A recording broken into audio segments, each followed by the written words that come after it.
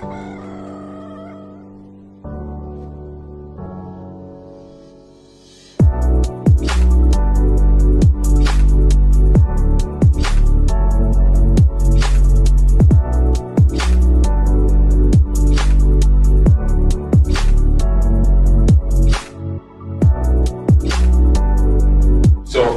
are here handing over this one-bedroom unit to Mr. Samuel Brown, who is a 75-year-old retiree who dabbles a little bit in farming in his retirement. Yeah, I do all of those. You do some farming? I do everywhere where you think of where a man can do. I'd like to hear that. So you're an industrious person. You're trying for yourself.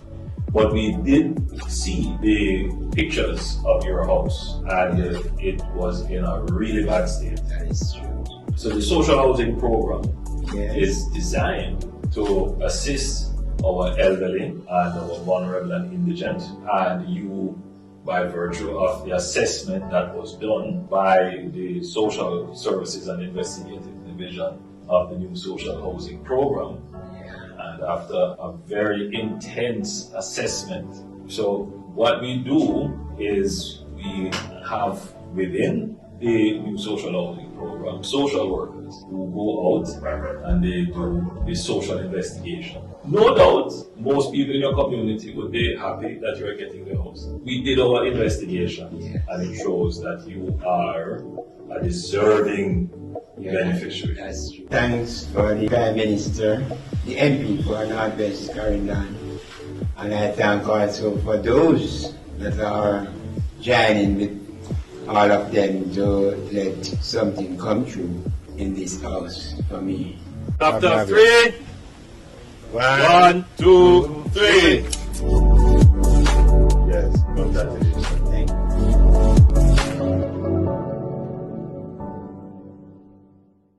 I am, on behalf of the government of Jamaica, to be able to intervene in a positive way in the life of Lita.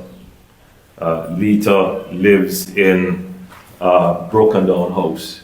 You really couldn't call it a house. It is really a shack with, as I'm looking at it right now, with a roof that is leaking like a sieve and a structure that is about to collapse. Lita takes care of her mother, as she explained, who will be 90 next year.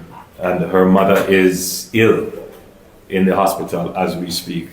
And when I greeted her at the entrance of her home, she pointed out that she's here, but her mind is with her mother. She's very concerned, and as she's sitting here, you won't be able to tell, but she's hiding a lot of mixed emotions, being concerned about the health of her mother and at the same time being very happy that she is now finally the owner of this lovely house, which she hopes will help to improve her welfare and condition of living for both her mother and her daughter. I'm Richard Gordon. I was a beneficiary of the new housing program, social housing program. Right, it's been a year now, give God thanks. Right, yes, this house is nice, you know. It even went through burial that has just passed, and it was good.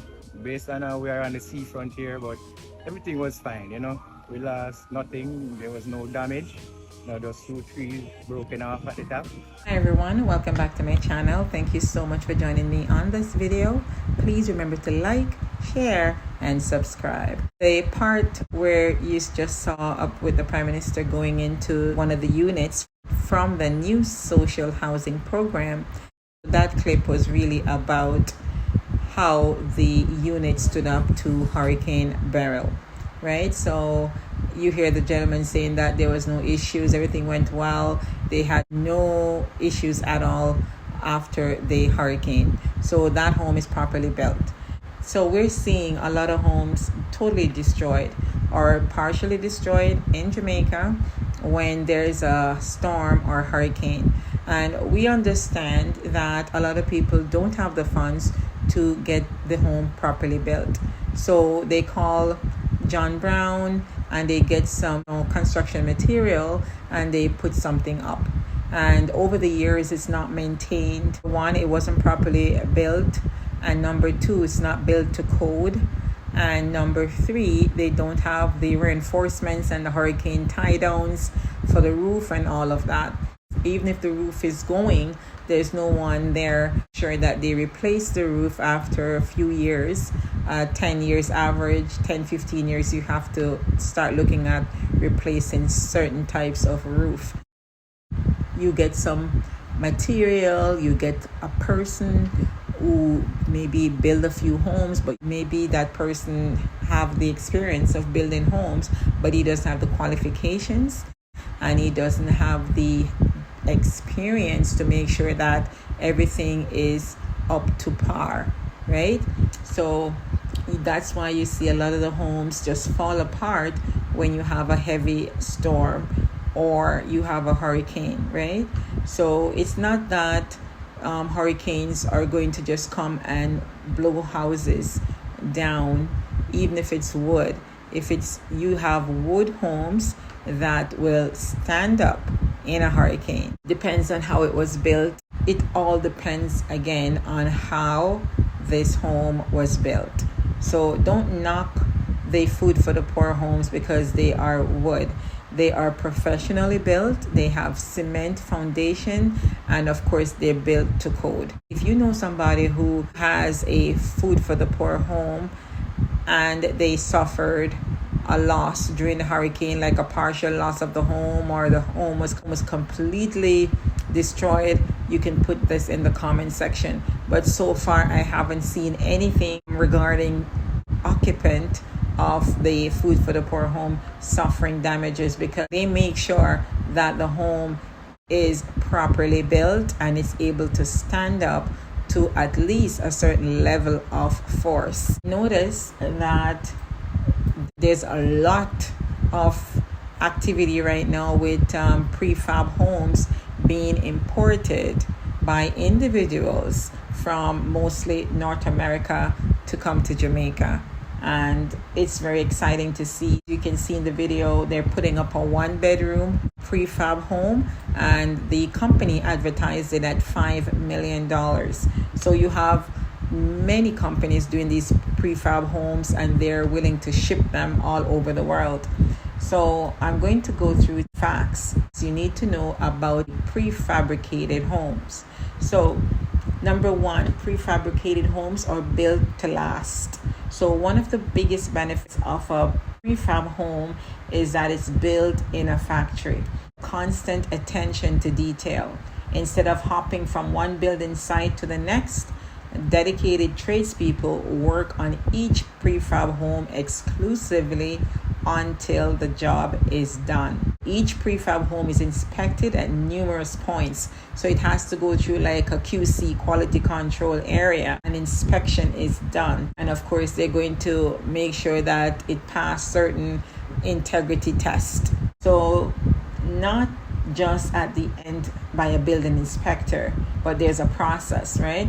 So it's just like your vehicle being built. Like every step, there's a QC, quality controller, that comes in and makes sure that the windshield was put in right, the doors were put in right, wheels are done right. So you have to meet a certain standard, a building standard, of course, and pass that code. And there is an inspection, like they have certain numbered inspections are going down that you have to meet. All criteria have to be hit to pass the building code. So a prefab home is never exposed to weather until it's complete and ready to be installed at the building site. So everything stays dry. It's not exposed to rain or wind or anything like that. So it can really stand up. The result is a home truly built to stand the test of time, with a level of quality control that is worlds beyond what you need when you build on site.